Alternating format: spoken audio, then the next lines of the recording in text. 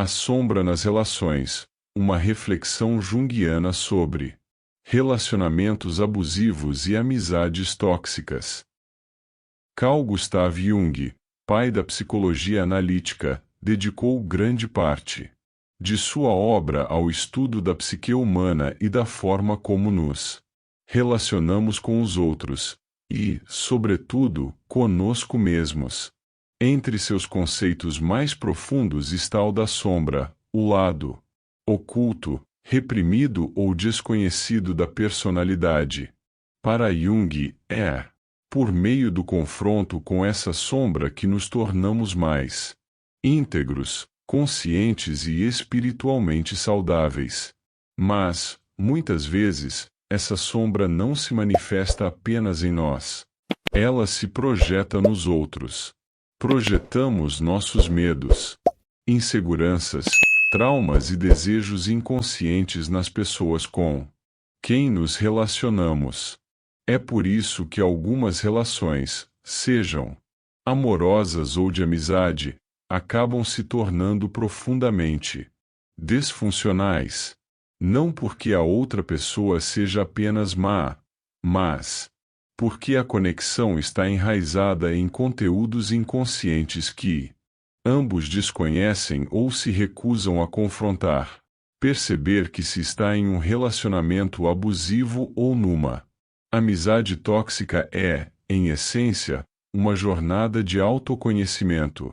A pessoa precisa olhar para dentro e, com coragem, perceber os sinais sutis, e às vezes não tão sutis, de que algo está errado. Jung nos ensina que o inconsciente fala através de símbolos, sentimentos, sonhos e padrões repetitivos.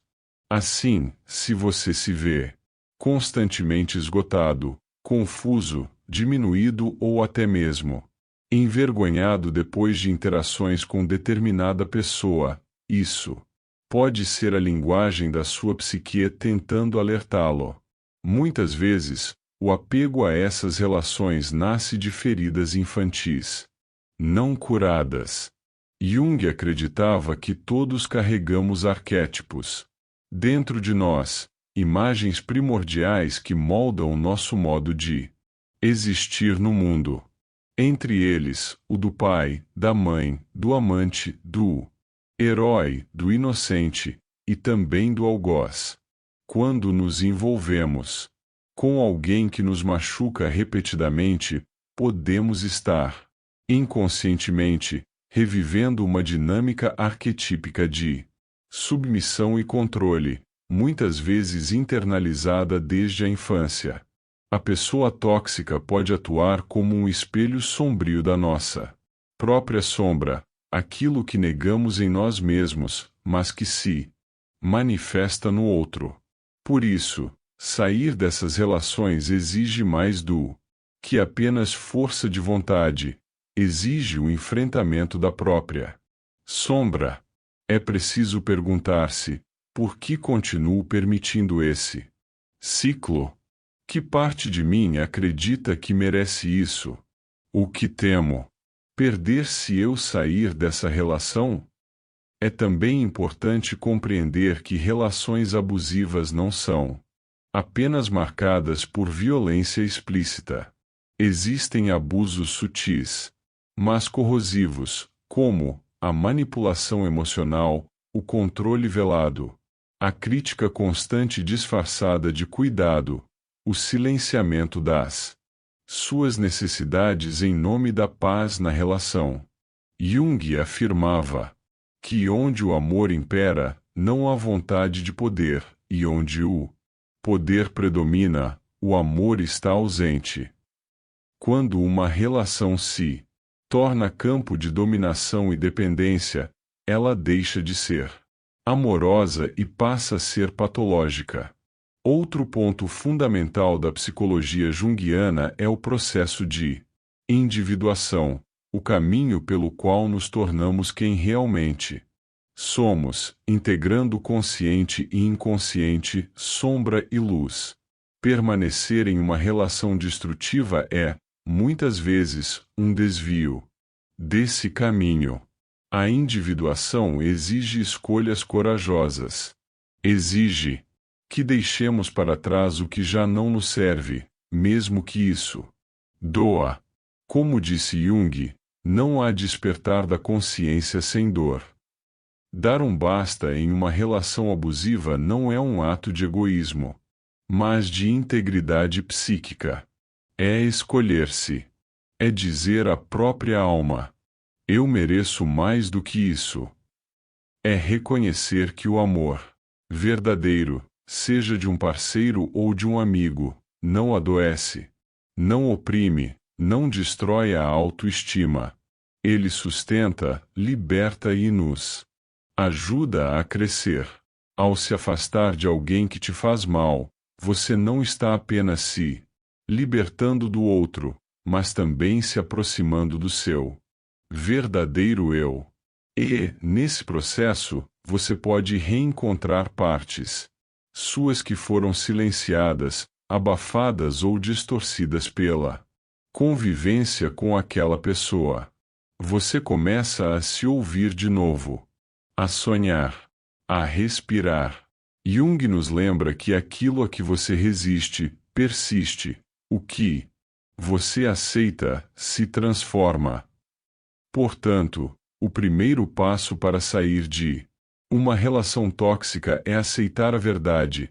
Ela existe, ela machuca, e ela não vai mudar enquanto você continuar negando seu impacto. Quando você aceita essa realidade com honestidade, sem ilusões, você começa a transformar sua vida. É hora de parar de justificar o injustificável, de abandonar a esperança de que o outro mude, se isso significa continuar se anulando. É hora de perceber que amor sem respeito é ilusão, que amizade sem reciprocidade é desgaste, e que o caminho da cura começa quando você escolhe a si mesmo.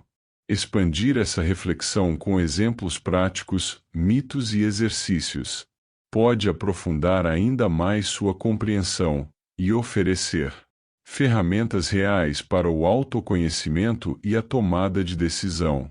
A seguir, apresento 3 blocos, exemplos práticos, um mito, analisado sob a ótica junguiana, e exercícios de autoanálise. Exemplo 1. A amizade que drena e controla.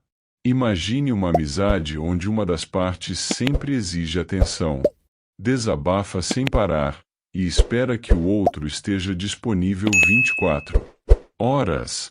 Quando a pessoa tenta impor limites, o amigo se vitimiza, acusa de egoísmo, ou insinua abandono. Essa dinâmica cria culpa, esgotamento e desvalorização. De acordo com a análise junguiana, essa relação pode ser o reflexo de uma sombra de codependência. A pessoa pode estar inconscientemente assumindo o papel de salvador ou cuidador, um arquétipo muitas vezes desenvolvido na infância, ao tentar agradar pais emocionalmente instáveis. A amizade torna-se um palco de projeções, onde inconscientes. Exemplo 2. O relacionamento amoroso com ciclos de idealização e desvalorização. No início, há encantamento. O parceiro parece perfeito, intensamente carismático, envolvente. Mas com o tempo surgem críticas, pequenas humilhações disfarçadas de brincadeira, ciúmes excessivos e manipulações sutis. Quando a pessoa tenta sair, o parceiro chora, promete mudar ou faz juras de amor. De acordo com a análise junguiana, aqui se manifesta o arquétipo do trickster, o enganador, o sedutor que confunde e manipula. Também pode haver projeção do arquétipo da anima ou animus, ou seja, a imagem idealizada do parceiro perfeito que a pessoa carrega no inconsciente. Ao projetar isso no outro, A vítima se apega à ilusão de que a relação é única e nega os sinais da realidade. Exemplo 3. A relação familiar envenenada. Pode ser um pai, mãe ou irmão que impõe sua visão de mundo. Ridiculariza as escolhas do outro, mina a autoconfiança com sarcasmos ou comparações. A vítima, por lealdade familiar, suporta tudo em silêncio, muitas vezes adoecendo psicologicamente. De acordo com a análise junguiana, o arquétipo da grande mãe ou do pai terrível pode estar em jogo aqui. Formas sombrias de figuras parentais que controlam, sufocam e mantêm o outro infantilizado. Romper com esse tipo de laço não é trair a família, mas buscar individuação e autonomia.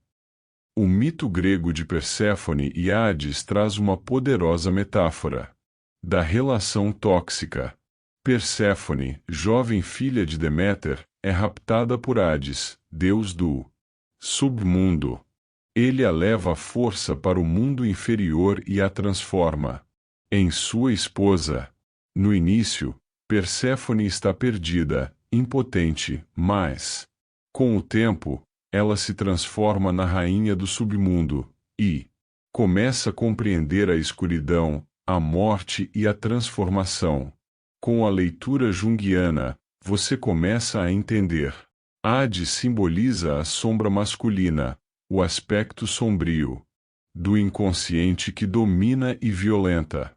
Perséfone, por sua vez, é o ego ainda ingênuo que é forçado a entrar em contato com sua sombra.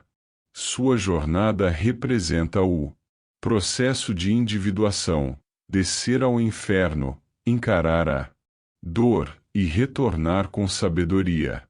Para quem está num relacionamento abusivo, essa metáfora representa o chamado para sair do papel da vítima e encontrar o próprio poder interior.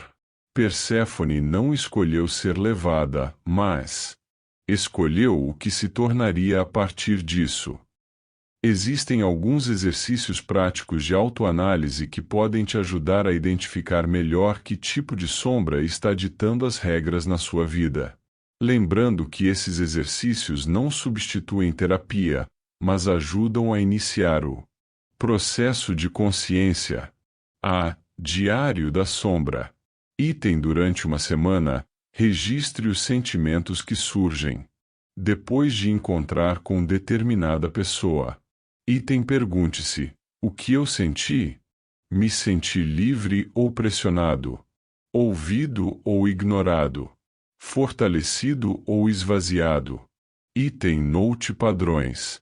Jung dizia: aquilo que você não traz à consciência, retorna como destino. B. Diálogo com a sombra. Item escreva uma carta como se fosse sua sombra falando com você. Item deixe dizer coisas que você normalmente reprime, medos, raiva, desejos não confessados. Item depois, responda com compaixão. Essa técnica ajuda a trazer à luz aquilo que você está inconscientemente projetando nos outros. C. Visualização ativa. Item em um momento de calma, feche os olhos e imagine a pessoa com quem você tem um relacionamento tóxico. Item visualize-se diante dela, e então visualize-se dizendo: eu escolho a mim mesmo. Eu solto essa relação. Eu agradeço o que aprendi, mas sigo em frente. Item observe as reações internas, emoções e resistências. Repita sempre que necessário. D. Sonhos e símbolos. Item comece a anotar seus sonhos. Jung via os sonhos como mensagens do inconsciente. Item procure símbolos repetitivos. Casas em ruínas, portas trancadas, perseguições, prisões. Esses podem refletir seu Estado emocional em relação à relação abusiva. Item: use os sonhos como orientação. O que seu inconsciente está tentando mostrar que você ainda não quer ver? Conclusão: amar-se é romper com o ciclo. Carl Jung afirmou que ninguém se ilumina fantasiando figuras de luz, mas tornando consciente a escuridão. Reconhecer que você está numa relação abusiva ou numa amizade tóxica é um ato de iluminação, não de fraqueza. É o início de uma nova etapa onde o sofrimento não é mais aceito como normal, e o amor próprio se torna prioridade. Seja como Perséfone, enfrente seu Hades interno e externo.